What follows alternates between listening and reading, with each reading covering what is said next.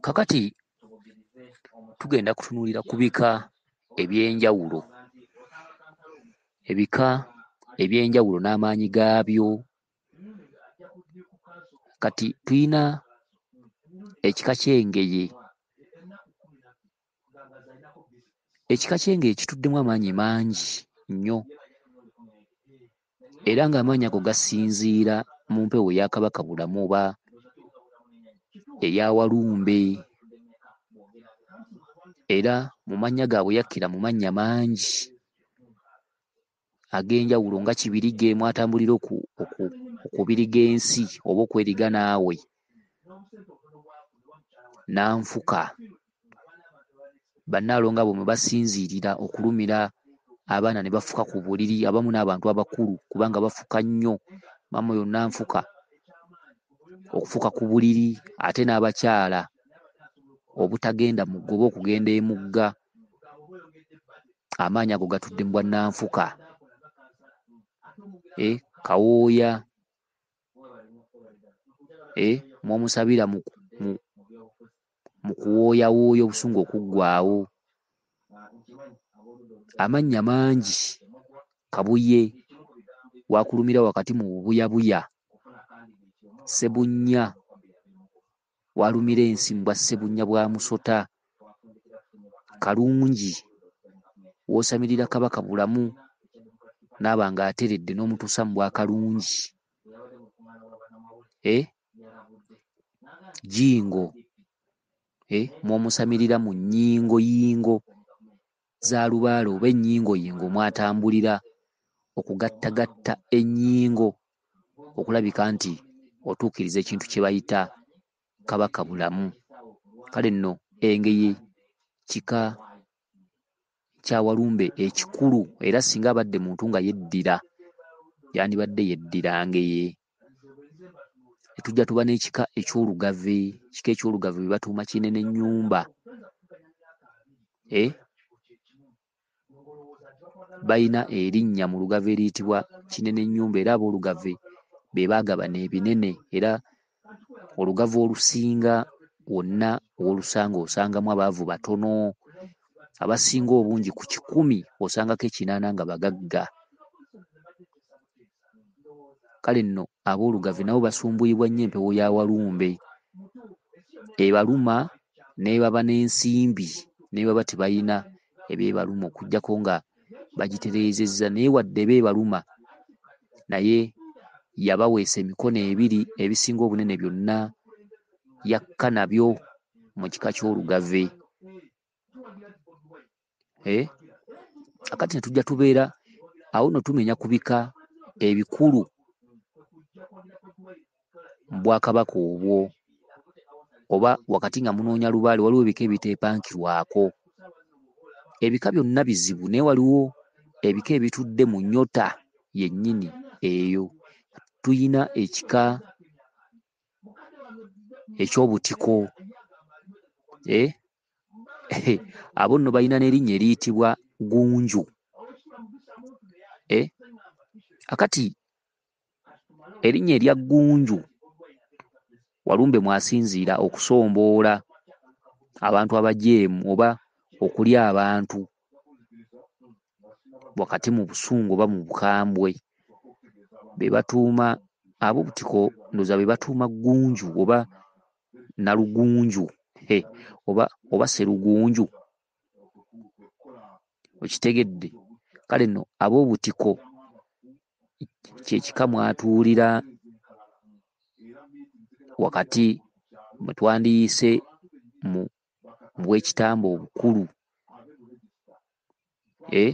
Kubanga ab'Obutiko be basezi abakulu, era kye kika ekikulu ekikola emikolo egya Kabaka Bulamu mu bw'Omulongokizza. Kye kika ekisera mu Bwakabaka obwo, kubanga Kabaka tumulaba amannya ge nga erya Gunju mweriri, erya Kamunye mweriri, erya Ssenkaba mweriri, erya Ssebyama, erya Cuucu Musota Sseggwanga nnyini nsi nannyini ttaka. Ssenyoondo. Kale amannya mangi, naye mu kika eky'obutiko tulabamu Ggunju. Era ekika ky'obutiko ky'ekika ekisezi ekikulu. Okitegedde? Kale nno ebika ebyo bwe bibeera nga bitereeza empewo birina obusinziiro obukulu, okugeza nga waliwo ensozi ze twandiyise, okugeza nga olusozi lwa Kato, olw'Ettanda. Abantu abo bafunira ddala obusinziiro bwennyini ng'abadde atandika okwenoonya. Ettanda, Ekkungu, awo nno ne balyoka bafuna obusinziiro. Wabamweyana, Walusi, awo nno ne balyoka batandika okunoonya Lubaale, ne balyoka batandika okutabaala, naye nga balina okusookera mu Bukkiro obwo. Akati ne tujja tuba n'ekika eky'empeewo. Ekika eky'empeewo kikulu nnyo, era ekika ekyo buli muntu gw'owulira nti gundi wa mpeewo abantu bamutya. Era ne waba mukazi, bwe baba nga bakulabidde omukazi nti omuwala gwe twafunye wa mpeewo, oli ayinza okugaa nti ab'empeewo baba n'ebisiraani. Omukazi ow'empeewo tawasika, ab'empeewo baba n'ebisiraani. Obwo nno bwali butamanya bw'abantu.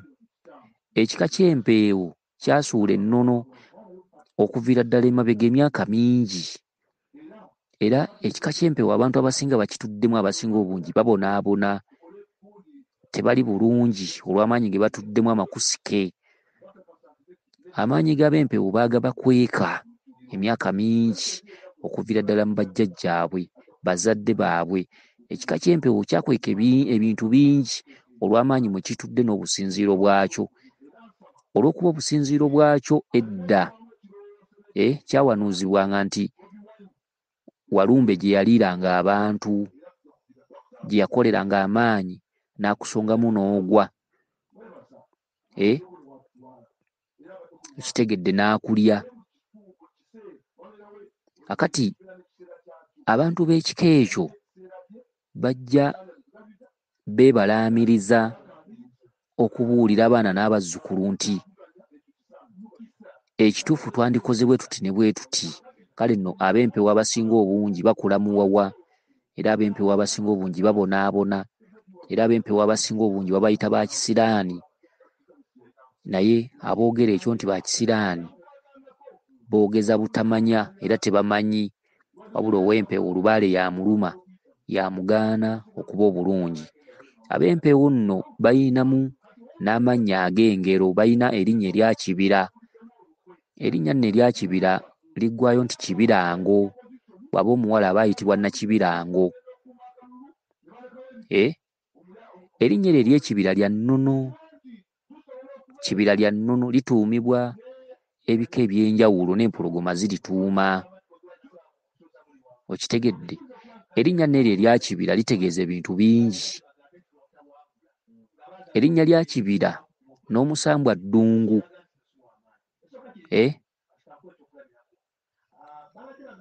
Omusambwa ddungu, era ab'empeewo basamirira ddala ddungu. Okitegedde? Erinnya lya Kibira lya ddungu, kiringa bw'onoogenda mu b'empologoma olina gaa nti nze Nantale. Erinnya lya Ntale lya ddungu. Oba oli ne bamutuuma omusambansiko, erinnya eryo lya ddungu. Oli ne bamutuuma Nsiko. Okitegedde? Akati erinnya lya Kibira lya ddungu, era omuntu gwe batuumye Kibira oba Kibirango oba Nakibirango babaamuko ne ku lukisakisa olutonotono ne teruba lungi, kuba omuntu gwe batuumye Kibira aba abanjibwa nnyo empewo era abaako obuyinza bungi, olw'ensonga nti erinnya eryo libbulwa, terituuma kika kimu. Linnya lya nnono, linnya kusike, linnya lya dda, linnya lijja linonoozebwa bunonoozebwa, lirina obukulu bwalyo okuva edda. Kale muntu we bakutuuma Kibira oba Kibirango oba Nakibirango, oba olina okwenoonya ennyo, ewatali ekyo osobola okuwunzika nga obonaabona. Kale ab'empeewo, ow'empeewo nga n'atandika okuluka empewo, okutandika okwezuula obulungi, ow'empeewo atandika n'amaanyi. Ow'empeewo atandikira ddala mu businziro bwa mirundi ebiri, atambulira mu lusozi lwa Waswa n'atambulira ne mu lusozi lwa Kato okusobola okuggyawo ekyo ekibagambibwa nti bakisiraani. Naye kizibu ab'empeewo okwezuula, era kizibu ab'empeewo omusawo Omuganda okumuzannyirako, kizibu ow'empeewo okumujinga, kuba lubaale oyo tasoboka, era lubaale w'ab'empeewo alemye bangi. Omuntu w'empeewo atudde ku busungu bungi era teyeekulembera mu lusozi. Omuntu w'empeewo tasobola kugaa nti ngenze mu lusozi gindi olw'okuba nawulira nti batwalayo bino, n'abitwalayo n'abaako ky'akyusa. Omuntu w'empeewo bakulembera mukulembere, bamukolera bukolezi ntandikwa. Akati ab'empeewo amaanyi gaabwe gabali mu nsozi bbiri, okitegedde, era ndowooza be batuuma bannampewo, balabika be batuuma ba Ssekamwa. Be batuuma ba Ssekamwa ndowooza, era ndowooza be batuuma ne Nampewo oba. Kale nno ab'empeewo amaanyi gaabwe gabali mu nsozi bbiri, olusozi olwa Kato n'olusozi olwa Waswa. Olusozi olwa Waswa lutudde Kkungu, ewa Kikunta Ekkungu. Ab'empeewo basezi nnyo, kyokka sigamba kuno okusera okukulya abantu, wabula okusera okw'obuwangwa n'ennono. Era ab'empeewo balina obukulu bungi nnyo mu lusozi olwa Kikunta Ekkungu. Olusozi olwa Kikunta Ekkungu edda ye wabanga lufula ku lubereberye, ez'abantu nga bakyerya. Kyova olaba nga ow'empeewo amaanyi agamutuddemu, gwe omusawo amukolako olina okuba nga oli mukugu okusobola okuzza emirembe gye egyo gy'anoonya. Owulira nti Kikunta Ekkungu, era abantu bano nga obadde bafunye mu mbiri oba mu mbuga ng'ekika kibadde kiri abantu naye nga baagala okumala n'okuggyibwako ekitambo ekyo, bakulemberwa butereevu ne batwalibwa ewa Kikunta Ekkungu ne babaako emikolo gye bakola, ne babatikkulako obusezi. Kale olusozi olwo lwe lumalawo amawana ago. Olusozi olwo lutudde mu kibira. Olusozi olwo lwetooloddwa amayinja amawanvu ennyo agawererako ddala, ndowooza bwe bannyumba ng'eriko emyaliro ng'ena. Olusozi Kkungu ewa Kikunta Ekkungu watikkulira ddala ekitambo nga kiri ku muntu, watikkulira ddala obusezi. Omuntu ng'abadde ali ayagala okusamira lubaale nga teziriimu busezi. Kyokka omuntu singa asamira lubaale nga mu kika mulimu abalya bamala kufa. Bw'asamira lubaale nga tatuuse Kkungu n'ayagala ye asamire lubaale nga taliimu bya busezi, buli eyali akaafa. Kyokka singa ekika kyekunga nga bonna babadde bali abantu, baga nti twagala kusamira mpewo nga teziriimu ekyo, abantu abo entandikwa yaabwe baye Kkungu, balina emikolo gye bakola. Kale ne balyoka batereeza lubaale oyo ewa Kikunta Ekkungu. Era ewa Kikunta Ekkungu embuyaga esiiba ekunta n'esula nga ekunta ku miti waggulu. Kale nno ab'empeewo balina obuyinza, balina obusinziro bungi okuviira ddala mu jjajjaabwe eyasooka. Ekika ekyo omwana w'empeewo tatereeza lubaale, teri musawo ayinza kumutereeza okuggyako omwana oyo ng'omukulembedde n'omutwala mu nsozi ezo bbiri, olw'okubanga ab'empeewo baakola dda obujeemu bungi. Omuntu nga wampeewo ne bwe yeekulembera n'agenda ettanda tasobola kukola mukolo ne gulama nga taliiko amukulembedde. Ne bwe yeekulembera n'agenda Ekkungu bangi tubalabye abatambudde n'agamba nti keŋŋendeko ekkungu, n'asaasaanya ensimbi n'awunzika nga talina kyafunyeemu, olw'ensonga nti tebalina buyinza bwekulembera.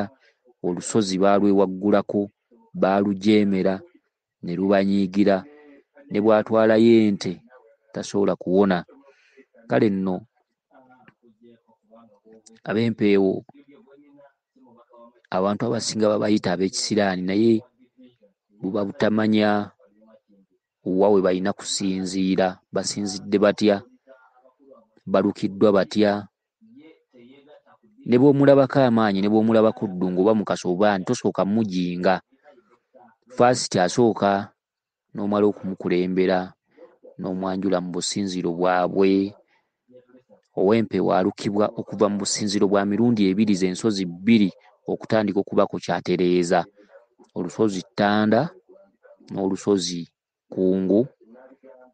Ate n'alyoka atandika okunoonya okufuna okumanya n'okutegeera n'okuzza obulamu, okuzza emirembe n'emikisa. Awo ne bw'akola ekintu kitono aba asobola okulabika nti alamya n'akkakkanya Lubaale obusungu. Ow'empeewo asobola okwebuuza nti naye lwaki jjajja mwagala naye sifuna njawulo? Lubaale mwagala, Lubaale nkoze buli kimu, buli kyaŋŋamba nkikola naye sifuna njawulo. Lwaki si bazadde? Lwaki tebansaasira? Naye weebuuze nti nafuna obusinziiro bwa jjajjange.